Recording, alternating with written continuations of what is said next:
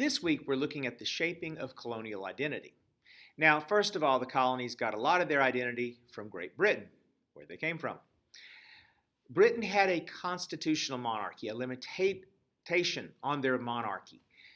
Going back to the Magna Carta, when King John had first run afoul of his lords by mismanaging the 100 Years' War, they put limitations on him, forcing him to sign the Great Charter, the Magna Carta, which said that they would now be able to control the purse strings. They would eventually be able to raise taxes and raise money for his program, so he would have to listen to them, give them input. This ultimately developed into a House of Lords, a parliament, which would share power with the king. Now, over time, as the middle class grew in influence, they would eventually be able to force the parliament to expand to having a House of Commons, where wealthy commoners that had property or enough money could then vote and send representatives. So we're seeing an expansion of rights and power in England. It's not down to to all the common folks just yet, but it's heading in that direction. And this is what the English colonies have a tradition of. Now, the English Civil War, which occurred during the colonial period, Charles I attempted to disband Parliament, and because he didn't like sharing power with them, and this resulted in a civil war in which he was defeated and beheaded. And for 10 years, a little more than 10 years, the Parliament ran the show, and they picked Oliver Cromwell, their general, to be the Lord Protector, to replace the king. Ultimately, they decided this wasn't a good idea, that they should stick with the king model. So when they invited Charlie Jr., Charles II, back to be king and to take up his father's throne, they demanded that he then respect Parliament and respect the power of Parliament. So this tradition that kings are limited is growing in England. Now, when James II, a few years later, after Charles died, when he tries to disband Parliament and tries that power grab again, it utterly fails. No one supports him, so there's not even a civil war. Instead, when he challenges Parliament and no one backs him, he ends up fleeing the country. And so the nearest heir to the throne is a woman, Mary, who's married to a German prince by the name of William of Orange. So they invite William and Mary of Orange to come and become the monarchs of England. And this further establishes, in what's called the Glorious Revolution, because of the lack of bloodshed, England is going to have a constitutional monarchy, a limited monarch that doesn't have all the power. So this is what Americans expect. Now, the structure of government in England is the king is at the top. Parliament shares power with him. They control the purse, and it's made up of a House of Lords and a House of Commons. Now, in between Parliament and the king is a prime minister. He's the head of Parliament. He helps the king act as the executive running the government. And of course, by our day and age, the king, or the queen now, is basically a figurehead, and the prime minister really runs the country. But at that time period, the king still had a lot of influence and power, but the prime minister assisted with running the government. So this is the structure of English government at that point. Now, here in the colonies, a few factors which help to shape the colonies. Number one, mercantilism. The idea that the mother country, the empire, is what's important. So we, the colonies, don't exist for our own aggrandizement, for our own benefit, for our own enrichment. Instead, we exist to help grow the empire. So Parliament and the government passed the Navigation Acts, which say that certain commodities, certain raw materials in America and products in America, and rather than going to other countries, must first go through England. That way certain things like maybe shipbuilding materials don't fall into the hands of our enemies. And the wealth passes through English middlemen, keeping the wealth in the empire. Certain products that are being shipped to America first come through England. So there's wealth being generated within the empire rather than just us, the colonies, getting rich. But most of the colonists didn't complain about the Navigation Acts. They were understood to be for the benefit of the whole empire. And they weren't specifically singling us out to raise taxes like we will see with later acts. But this was an example of Parliament making laws which were supposed to govern the empire.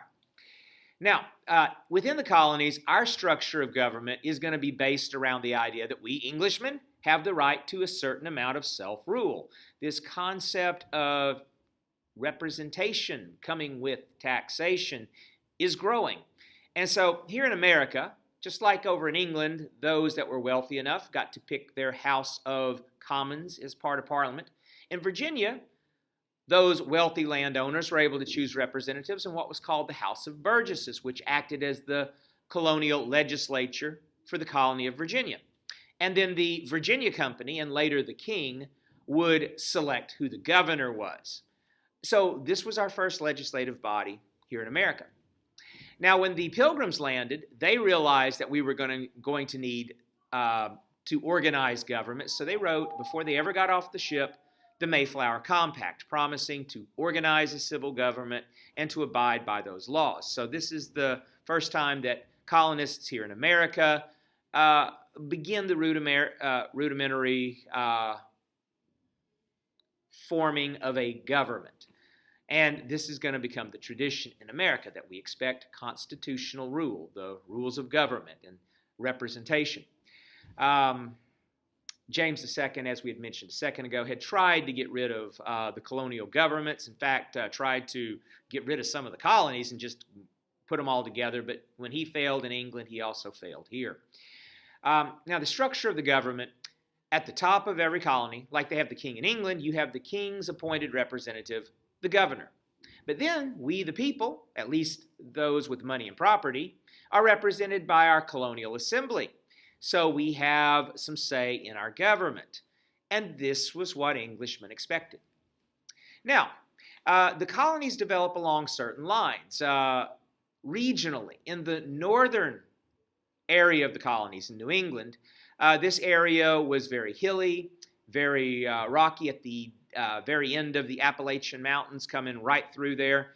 And so a certain style of life develops, and the ports become the major cities along the coast there. So it's mostly small farms growing subsistence food. It's not big cash crops up there.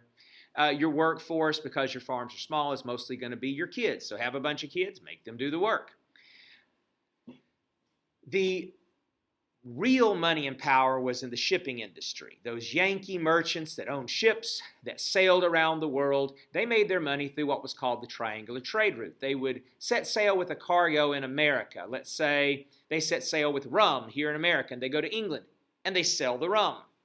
Then they reinvest the money. They don't come back empty-handed with a bunch of money. They take the money, they buy another product, let's say some kind of textiles, and that they buy in England. And then they ship those down to Africa, where they're going to sell those, and then they're going to purchase a cargo, possibly slaves, and then they're going to ship that cargo to America. And so it's this triangular route. It could be any products, but you go from one port to another, to another, to another, and each time you sell a cargo, reinvest in a new cargo, and this is how those Yankee merchants were making money.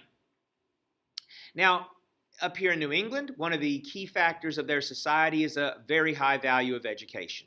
This was the area that was especially developed around religious freedoms and religious rights, so the church meant a lot to them. So they wanted universities where they could educate new clergymen to preach, and that's what the universities were originally established for. They want public education so that their children can read the Bible and know right from wrong. And so the first elementary schools are organized in New England, and that becomes the standard, that there will be public education. And this particular little corner of the world may possibly have been the most literate area in the whole world. Nowhere in Europe, nowhere else was the population, from the richest to the poorest, so well educated, so well literate as they were in New England. And of course, this will later influence the spreading of ideas and thoughts with the Enlightenment and with eventually the Revolutionary period. Now, in the middle colonies, and this would be from areas like Pennsylvania, Delaware, Maryland, and these regions, you do have in the backcountry larger areas for growing crops. And so they grew things like wheat and grain, but still it wasn't the big cash crops that you're going to see down south. And slavery doesn't really become a major factor in these colonies, although a few of them slavery will catch on, but it's not as big as it will be further down south. Now, this was the area with the biggest cities. New York, Philadelphia were our two biggest cities, so they do have some big ports, but other people are spread out in the countryside. They didn't have quite the same type of education there. Most people, if you live in the cities, you got your education by being apprenticed. You would go to work for a blacksmith and learn that trade and maybe live in his house and serve him, be his employee. And then when you became a master, when you got good at it and grew up, then you'd go out and start your own shop. So apprenticeship was a common way of learning there. Also in this area, as far as education went, there were a lot of private schools. You have Maryland as a Catholic area. You had Quakers moving into Pennsylvania. And so some of these groups organized parochial schools and religious schools to educate the children. And so this becomes a common way to get educated in the middle colonies. Not quite as high a literacy rate there because not everyone's quite able to get the education, but still a pretty good level of education. Now down south, it's a very different place. People don't live in large cities and congregate together. People are spread out. Those that are wealthy own big plantations. Those that are not wealthy own small farms with only small groups of people living in cities. So down south, the big money is with the plantation owners, with their cash crops. Like early on, you have tobacco, you have indigo, sugar. Eventually, cotton becomes the #1 crop as that industry develops. And you need a huge workforce to grow these large amounts of crops on the plantation. So we're going to see slavery really catch on in this region. And let's see. As far as education went, if you were wealthy, you could hire a private tutor or maybe even send your kid off up north or back to England to college. But common folks, you taught your kid what you could, to read, to write, do a little ciphering. Whatever mom and dad knew, they'd pass on to their kids. So the South doesn't have the tradition of schools because everyone's so spread out. And education will lag behind in the South for a very long time. And this will be the least literate area of the colonies. And of course, the slave population, which will be a significant portion, eventually nearly a third of the Southern population will be enslaved. They certainly aren't going to be educated because we don't want them getting any ideas about freedom. So educating slaves was highly discouraged. Now, as far as the slave population goes, which makes up a third of the population down south, slaves end up becoming a very viable workforce, thanks in part to this thing called the Middle Passage. Slaves that were captured in Africa were then shipped over in a very rough passage where they usually were in crowded conditions. Those that were sickly probably died off. Those that didn't have a strong desire to live and would give up and perish probably did, hopefully did very early so they didn't have to suffer long. Those that made it to America were strong. They were able to survive sickness. They were able to survive harsh conditions. They probably had a strong will to live to survive everything they've gone through, and they were easily singled out. Being of African descent, they didn't blend in easily, and they couldn't just run away into the woods and escape back home like Native American slaves could. So being isolated the way they were, it made them easier to control as a slave population. However, they did bring their own culture with them, and even though they're not necessarily a willing participant in building America, they do much to build America. Their labor will build the South. It will build much of our country. Their culture is going to influence. As they come over, they bring their traditions and their beliefs. And sure, they get Christianized, but they bring a lot of African traditions and mix that in. And they accept a lot of our culture, but they also bring their own culture. And you especially think of things like in music. I just went to a banjo museum up in Missouri, and they bring the banjo. They mix their music with folk music from Europe, and eventually they develop very American styles of things. That's a mixing of European and African and other cultures that kind of get mixed in. So they're bringing their culture. and becoming part of America, shaping a new American culture. Even though they're enslaved, they're making this country too. Now, on the frontier, there's one other area from north to south. If you live way out on the frontier, you got to be able to survive on your own. Subsistence farming, you make what you need to survive. You make your own tables. You take care of yourself when you're sick. You don't have a doctor to run off to. Of course, there's no easy market for your crops, so you're just growing basically what you need. What you want are roads. What you want are protection from back east, to protect you from the Indians and from troubles on the frontier, to connect you to the cities back west. And as things develop, hopefully your community gets connected back east.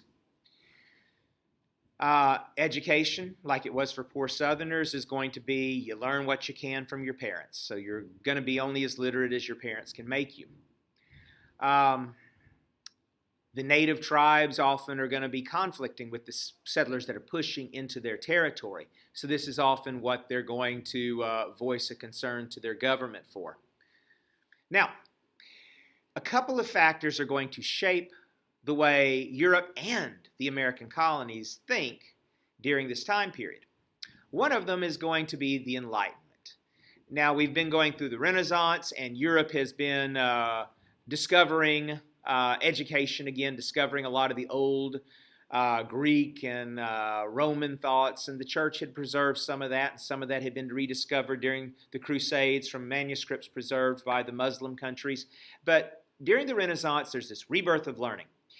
And as there's all kinds of changes in society, one thing that's developing is this scientific method, this idea that instead of superstition, we start to base our science on observation. And you come up with an idea and you test it and you find a solution to your problems through reason. And that idea of reason goes beyond science. It gets into the way we view religion, the way we view our society, our class structure, and our governments. And so the Enlightenment takes this approach of using a scientific method in thought, this idea of using reason to solve your problems, and applies it to life. And the most important English philosophers are the ones that deal with economics and with government. And the single most important guy I want you to remember is this guy, John Locke, because we're going to plagiarize him a bit when we write our Declaration of Independence. John Locke is the one who is famous for saying that we have natural rights. Many Enlightenment philosophers are saying that. These are God-given rights that you were born with. You have the right to life. You have the right to a certain amount of liberty. You have the right, in his words, to own a certain amount of property. And he believed that governments exist not because God gave the king the right to rule you. God gave us the rights. We have rights. We're the ones who gave the king the right to rule us in exchange for him protecting our God-given rights. Now, this turns the whole system on upside down. Instead of it being God gives the king the right to rule us, it's God gives us the right to have certain things in life, and we allow the king to rule us to protect those rights. And if he doesn't live up to it, then maybe we have the right to change government. See, in the idea that God gives the king the right to rule, you're defying God if you rebel. But in this idea that we have rights that God gave us, if the king isn't fulfilling his part of the social contract, maybe we do have the right to replace him, and that's going to change things. Now, another idea that's coming around at the time has to do with religion. Now, in society, a popular Enlightenment way of viewing religion was this idea of deism. That, sure, there's a God, but God is rational and scientific, and he created the world like a machine. And he wound it up, and he floated it off into space, and he doesn't involve himself in our affairs. He just watches from a distance, and things play out according to natural law, according to the scientific laws. So there's this idea that God's impersonal, and that was catching on. and the colonists had been here a while, and many of the people who came over with a lot of religious fervor had died off, and their kids had not quite been as passionate about religion. But right before the American Revolution here in America, we have what's called the Great Awakening, where this religious revival, starting in New England, sweeps through the American colonies and even overseas into England from here. And it's a passionate idea that God is a personal God. He's a God who's involved with us, who we can have a relationship with. And this reconnection with in society with a strong spiritual sense, and this idea that God's involved. God will listen to our prayers, and he might get involved in what's going on. And this idea that, because God is real and we know God and he gave us these rights, maybe we should act on these things. It strengthens the ideas of the Enlightenment, and it strengthens the ideas of the rights of an individual. So both of these factors, this Great Awakening religiously and this Enlightenment philosophically, give the colonists a lot of reason to think they should have certain rights. So, in the midst of all this thought, a war breaks out. This time it breaks out in the colonies. England and France constantly fought wars, but this time we started it. The French were encroaching on colonial lands in the backcountry of what is now Pennsylvania, but it was actually the Virginians that felt encroached upon. So they sent a militia to stop the French from building a fort and trading posts in what we considered our territory. Of course, France claimed it. So a war breaks out. And as a result of that war, it ends up being us American colonists versus the French, and the Indians mostly side with the French. Now, eventually this war is not going well over here. And so we appeal to England, and England sends over their soldiers. But what ends up happening is it goes from being a localized conflict or even a European conflict, and it really turns into World War I. The European Prime Minister, William Pitt, decides, hey, let's go ahead and use our powerful navy and cut the French off. They can't get troops to America, so England can flood troops over here. They can win here. They can't get troops to India. England can send their troops over there, take French possessions in the Pacific, in the Indian Ocean. And so all around the world, the French, who eventually get almost every country in Europe to side with them, they all lose because England's navy is just that tough. England can win if it's a global conflict. They can't get to England. It's an island. They can't get to their colonies. England's got them cut off. England wins. And we Americans are happy because, yay, we get that land out there that we fought for. Only we don't. What ends up happening? France gets kicked out of America. And Britain gets all of Canada and all the land to the Mississippi River. We let everything west of the Mississippi temporarily. It's going to be in French hands.